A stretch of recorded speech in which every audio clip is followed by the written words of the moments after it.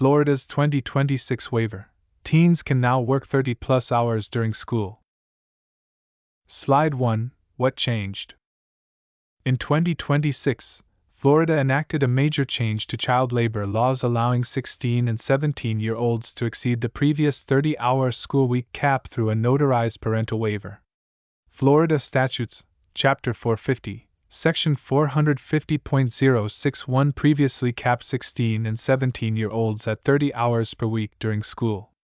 The 2026 amendment adds a parental waiver provision that removes the statutory upper limit on weekly hours during the school term. Federal FLSA hazardous occupation orders still apply. No state waiver can override federal safety protections for minors under 18. Slide 2.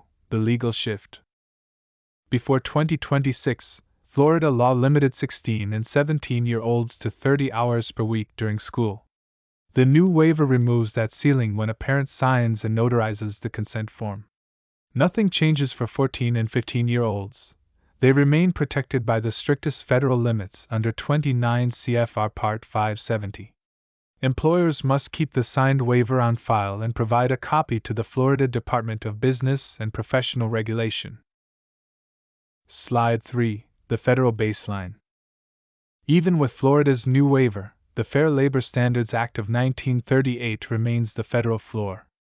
For 16 and 17-year-olds, the FLSA sets no federal hour limit, only hazardous occupation bans. For 14 and 15-year-olds, 3 hours per school day, 18 hours per school week, work between 7 a.m. and 7 p.m., or 9 p.m. in summer. For 16 and 17-year-olds, no federal hour limit. The FLSA only prohibits 17 hazardous occupations listed in 29 CFR Part 570. When state law is less restrictive than federal law, the more protective federal rule still applies to hazardous jobs. Slide 4. Step-by-step waiver process. The Florida waiver requires 4 concrete steps. Step 1.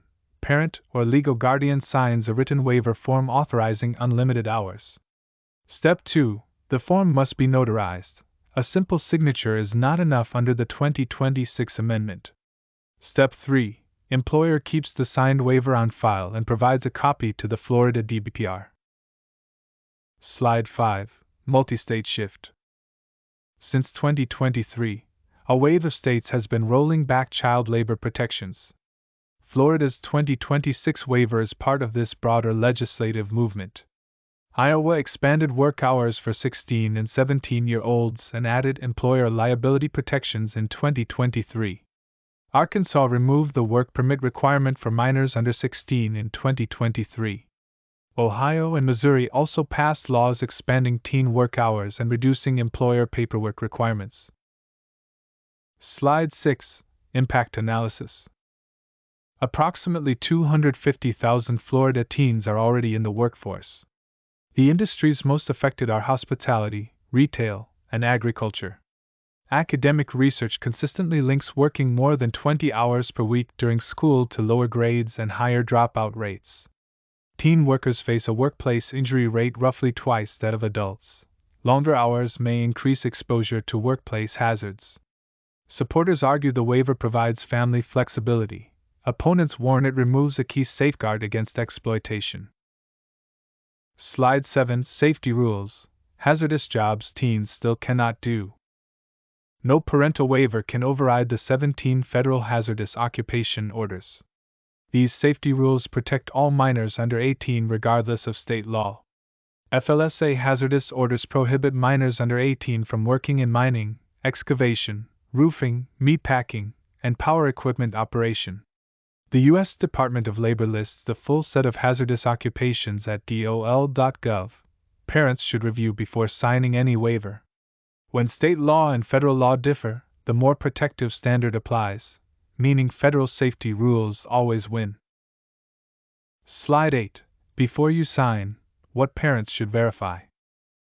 Before a parent signs a Florida waiver, 4 questions should be answered with official sources, not a summary. Verify the exact Florida Statute Chapter 450.061 on the official Florida Senate website, not a reposted summary. Check the DOL hazardous occupations list at dol.gov.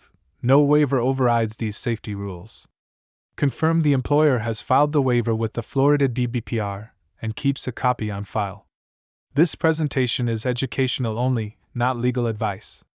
Always consult official sources. Scan the QR codes on each slide for direct access to dol.gov, the Florida Senate, and the National Conference of State Legislatures.